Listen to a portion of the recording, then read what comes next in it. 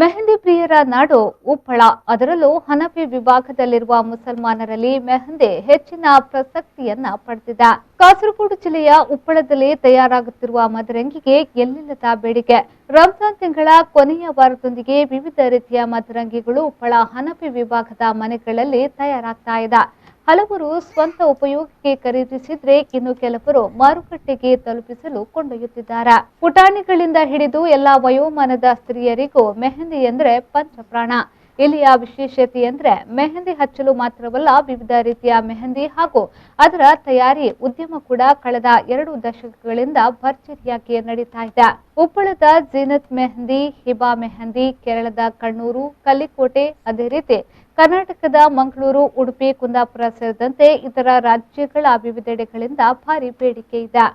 ಇದೀಗ ಈದ್ ಹಬ್ಬ ಹತ್ತಿರವಾಗುತ್ತಿದ್ದಂತೆ ಉಪ್ಪಳದ ಮನೆಗಳನ್ನ ಕೇಂದ್ರೀಕರಿಸಿ ಕೋವಿಡ್ ಮಾನದಂಡಗಳನ್ನು ಪಾಲಿಸಿಕೊಂಡು ಮೆಹಂದಿ ತಯಾರಿ ಹಾಗೂ ಡಿಸೈನಿಂಗ್ ಮಾಡಿ ಕೊಡಲಾಗ್ತಾ ಇದೆ. स्पेशली हमें ईद को लगाने का मेहंदी ऊपर में यहाँ ऑर्गेनिक मेहंदी बेचती सब बनाती और बहुत आदमी डिज़ाइन भी लगाती। बच्चे सब मेहंदी लगाना घर आती। बच्चों को सब खुशी मेहंदी लगाने बोले तो फिर मेहंदी लगाए नहीं तो ईद जैसा होता नहीं। मेहंदी लगाने का एक खुशी है हमारा सबका। फिर मेहंदी हम 20 रोज़े से हमें मेहंदी लगाने तैयारी करती, मेहंदी बनाने तैयारी करती, अरग बनाने तैयारी करती, सब ऑर्गेनिक पूरे रमजान। ಕಳೆದ ವರ್ಷ ಕೂಡ ಕೋವಿಡ್ ಮಹಾಮಾರಿ ಅಪ್ಪಳಿಸಿದ ಹಿನ್ನೆಲೆಯಲ್ಲಿ ಮೆಹಂದಿಗೆ ಬೇಡಿಕೆ ಕಮ್ಮಿಯಾಗಿತ್ತು.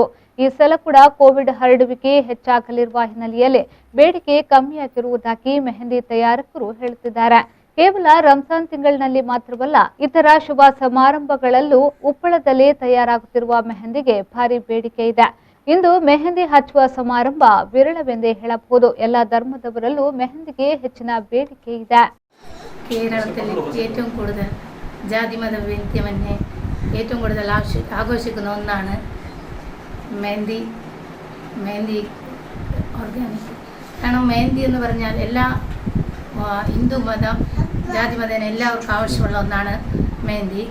ഏറ്റവും കൂടുതൽ ഞങ്ങളുടെ ഉപ്പളയിൽ ഞങ്ങൾക്ക് സാധാരണ എല്ലാ വീട്ടിലും മെഹന്തി വിപണിയിൽ കിട്ടുന്നതാണ്.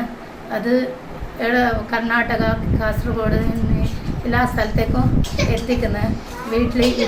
നോമ്പ് 20-ന് ശേഷം എല്ലാ വീട്ടിലും സാധാരണ വീട്ടിലൊക്കെ തയ്യാറെടുക്കലുണ്ട് മെഹന്തിയും അതുപോലെ അറക്ക്, അതുപോലെ ഡിസൈനിങ്ങും. എല്ലാ കുട്ടികളും വീടിന് പുറത്തു പോയി അങ്ങോട്ടും ഇങ്ങോട്ടും ആടി ഉല്ലസിക്കുന്ന സമയത്തെല്ലാം കുട്ടികൾക്കൊരു ആഘോഷമാക്കാൻ വേണ്ടിയും കുട്ടികളൊരു സന്തോഷം കിട്ടാൻ വേണ്ടിയും എല്ലാവരും ಮೆಹಂದಿ ವಿಪಣಿಯಲ್ಲಿ ಇറക്കുന്നുണ്ട്. ರೆಹಮಾನ್ ಉದ್ಯಾವರ, ವಿ4 ನ್ಯೂಸ್, ಮಂಜೇಶ್ವರ.